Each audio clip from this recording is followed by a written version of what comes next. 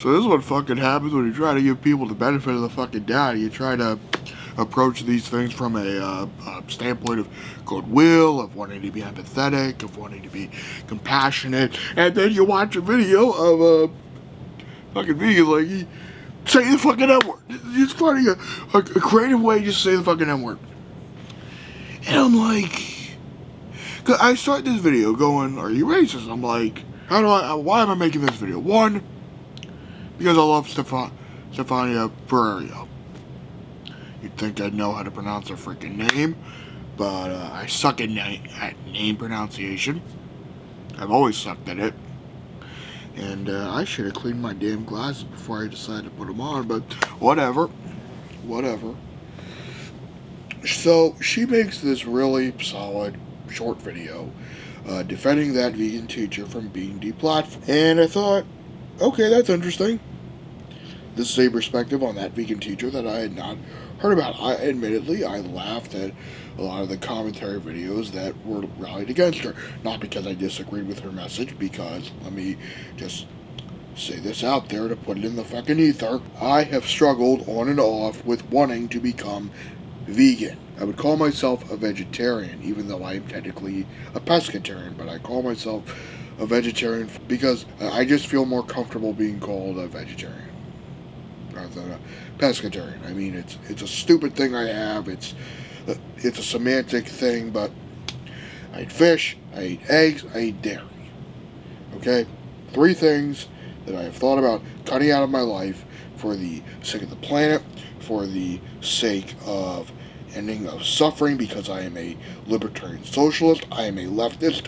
My main philosophy always is dependent upon ending the suffering of not only my fellow humans, but also animal kind, because I don't like suffering. I remember vividly in 8th grade watching Food Inc. That's what made me go, no more steak, no more chicken, no more animals. I can't fucking eat it, even though I still eat fucking fish. Now, admittedly, if that documentary showed how fucked up the fishing industry is, I probably would have stopped eating fish. Although, frankly, I had ample amounts of information at the time where I should have made the educated choice to not eat fish either. I watched this Stefania Ferrario video, and I love her model work. And I respect her vegan activism. I think she's using her platform for the greater good of any animal suffering. That is noble, that is admirable, and it's something I agree with 100%. And she makes this video saying, look, people are accusing my good friend of being something I don't think she is. And this is wrong. And a lot of these people are being hyperbolic and over-exaggerating that vegan teacher's views. Now, I don't have a TikTok. That vegan teacher got kicked off from TikTok. And I go to watch her video, one of her videos, and it's a video of, are you racist? And I'm like, what the hell is this? And it starts out with this kind of cutesy little thing of the black doll, and it's a cute little video, and then she starts going into censoring of words and diving in all sorts of words that are bad, and it's like, her main argument is that of reclaiming words rather than censoring words. Here's the problem, though. If black people can't agree on reclaiming the N-word or erasing it from the dialect of the English language because of its vile fucking history, then you, as a white woman, have no place in that discussion to begin with.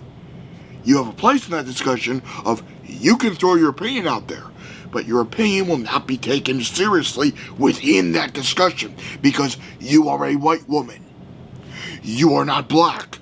You do not have the capacity to understand the levels of suffering and agony and bullshit that black people in America have to deal with.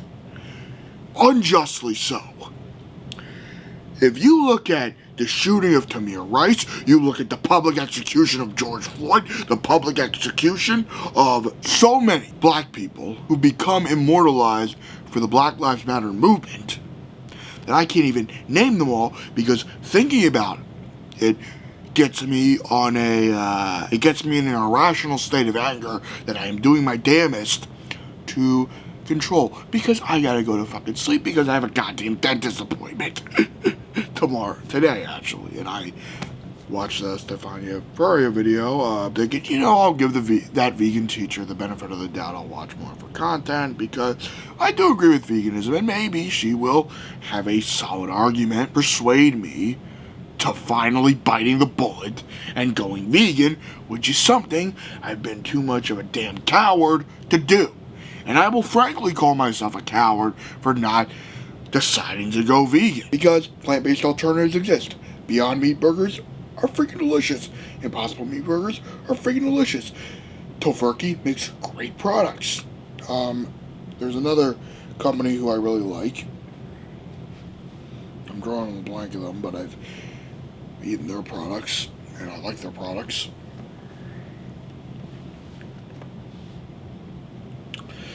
But the issue is we're not talking about veganism.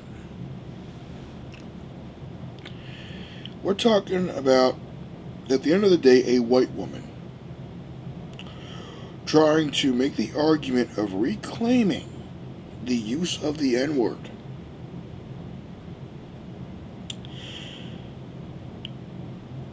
Have you had this conversation with a black person? Like, one-on-one, like, do you even know a fucking black person? Have you even researched the weight of this shit? I mean, because black people reclaiming the N-word is different. They don't even use the version of the word you brought up. You used the ER one, which is a goddamn slur.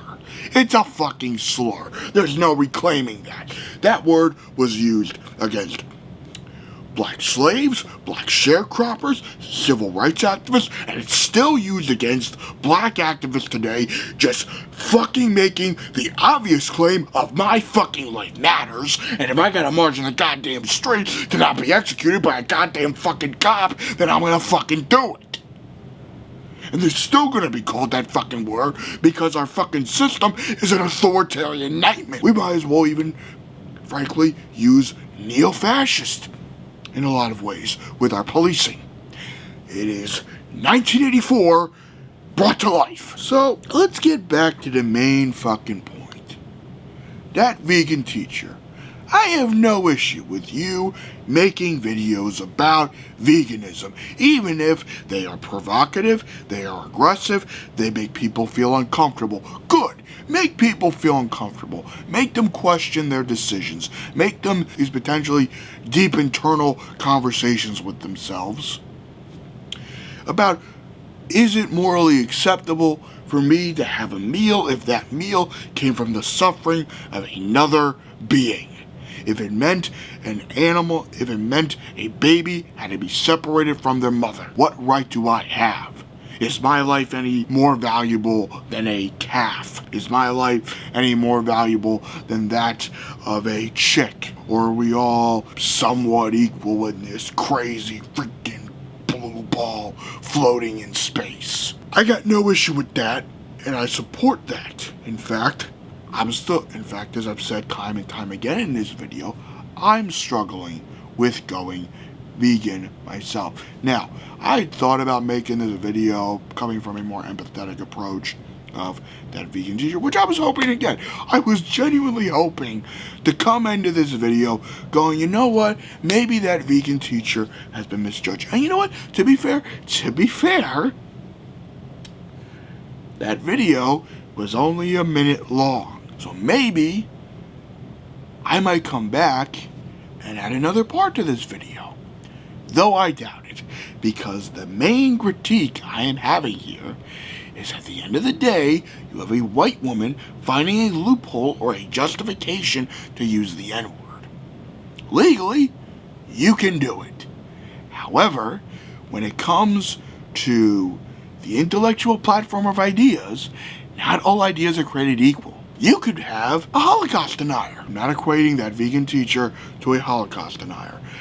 She is not a Holocaust denier, obviously. I want to preface that so I don't needlessly give her hate. So we now come to the part of the video as I like to call it, you got some splaining to do. So what the hell is the splaining I gotta do? Why did I bring up Holocaust denial in this critique of that vegan teacher? Well, the reason I brought up Holocaust denial is because the argument of defending Holocaust denial in the realm of the general perspective of free speech is an argument that Noam Chomsky brings up. It's in fact the textbook example of free speech absolutism, because to paraphrase or to repeat verbatim what Noam Chomsky says, if you are for freedom of speech, that means you are for freedom of speech precisely for views you despise. Otherwise, you don't believe it in at all. There are two positions you can hold on freedom of speech, and you can decide which one you want.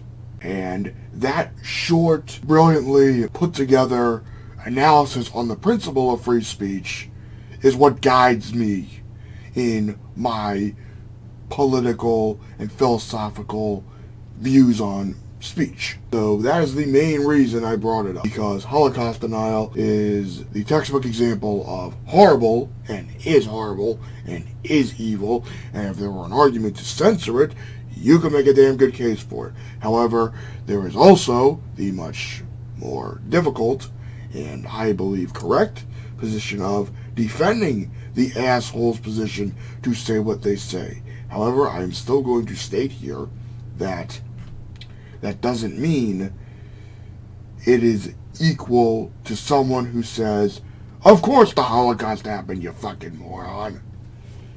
So, I'm adding this disclaimer to try to say, I brought this up because of this context that I believe needs a broader understanding of where that comparison came from. So once again, that vegan teacher is not a white supremacist. She is not a Nazi. She is not a Holocaust denier. She is someone who I believe decided to make a bad argument. I am critiquing the bad argument. I am not critiquing her philosophy of veganism, her methodology of veganism.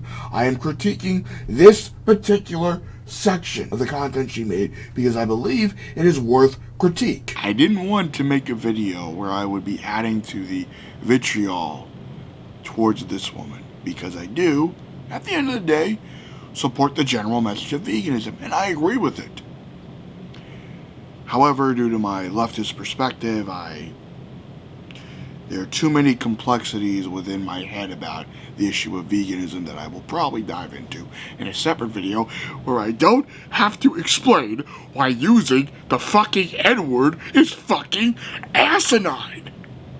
It was asinine in the 1950s, and it's asinine even more so in 2021, even if you're trying to make a fucking point.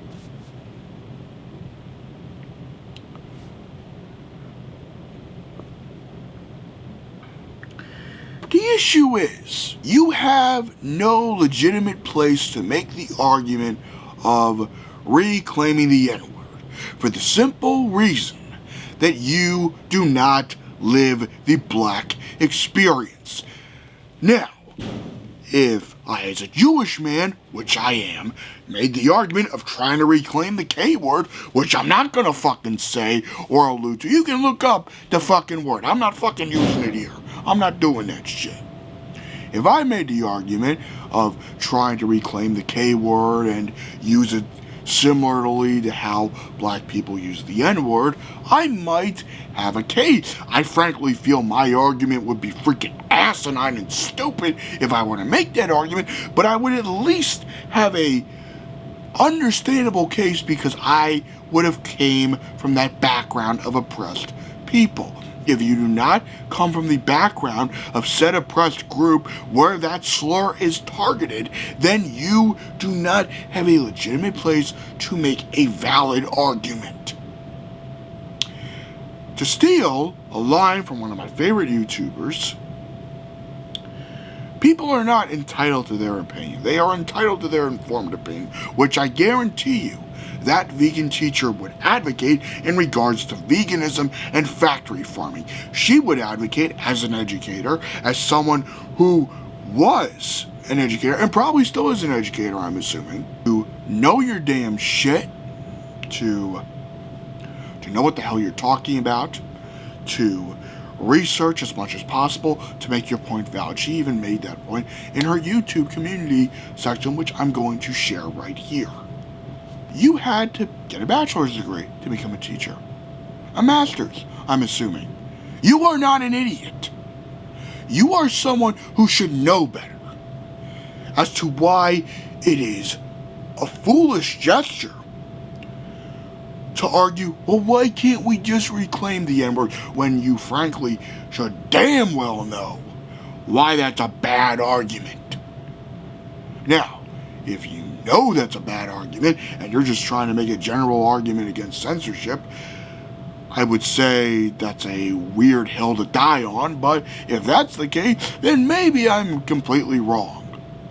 But that doesn't feel like that's what your goal was.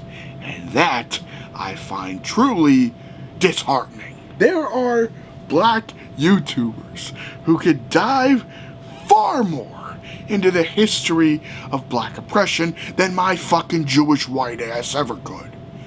I can only empathize with it and understand it so much from talking to my black friends and listening to the bullshit they have to deal with because the goddamn color of their skin. Because, God forbid, they had a little melanin, they had either a lot of melanin in their fucking skin. So, of course, in America, that means you got a fucking death wish. I'm sorry I got so angry in this video.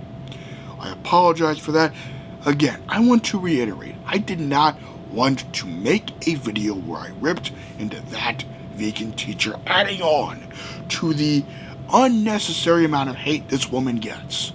Because her message of veganism in and of itself, even if her message is a little extreme and offensive and arguably condescending and I think lacks a broader perspective, is one that is necessary. And that is a hard thing to accept. This was a rant I was not expecting to make, because I didn't think someone would make a video that frankly asinine. So live long and prosper and have a good day.